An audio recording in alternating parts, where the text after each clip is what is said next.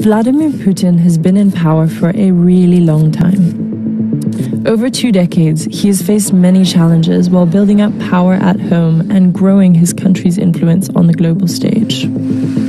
But coronavirus could be his biggest test yet. Ситуация в целом находится под контролем. Despite his reassurances that everything was fine, Russia has become a global coronavirus hotspot, and its infrastructure has come under strain. Russians worry the pandemic will worsen their economic problems. And now, as constitutional changes could potentially allow Putin to remain in office until 2036, the president has to deal with unexpectedly low approval ratings. The figures are really quite bad for Putin. It's the lowest it's been in 20 years since he first came to power. So, can the Russian president actually keep all the power he's accumulated? Vladimir Putin has served as either Prime Minister or President of Russia since 1999. The former intelligence officer has fought to change the image of a crumbling Russian state. So the framework that Putin came on was very much to try to rise and rebuild Russia's position as a great power. Early in his tenure, he faced a number of crises. A few weeks into his time as acting Prime Minister, a series of bombings in Moscow killed hundreds, triggering a second Chechen war, which this time Russia won.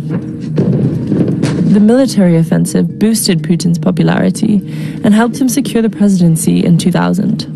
And over the years, Putin has nurtured this image of himself, a tough statesman who restored the country's national pride.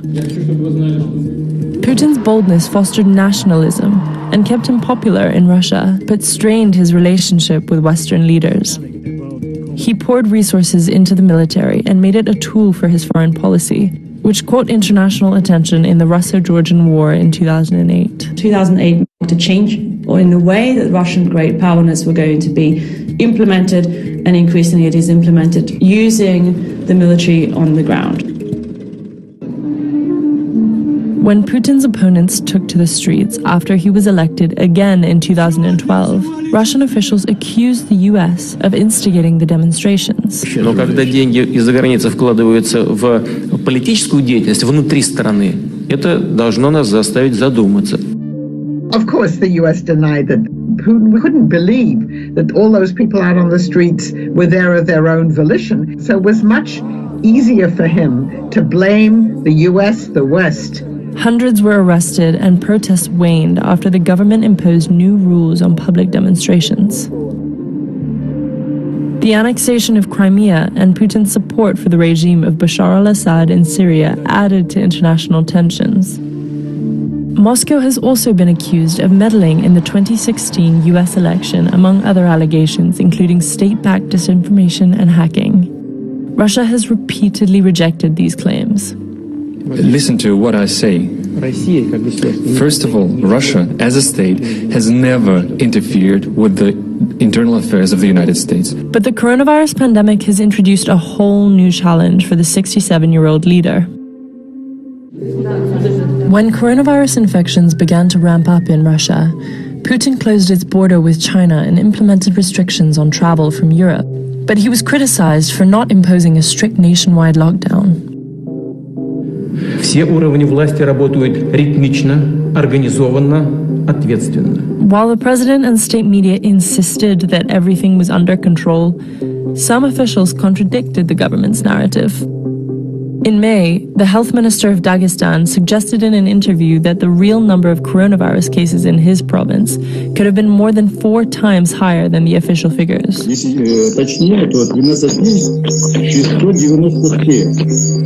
Forcing Putin to acknowledge that the virus was an issue in some parts of the country. А в Дагестане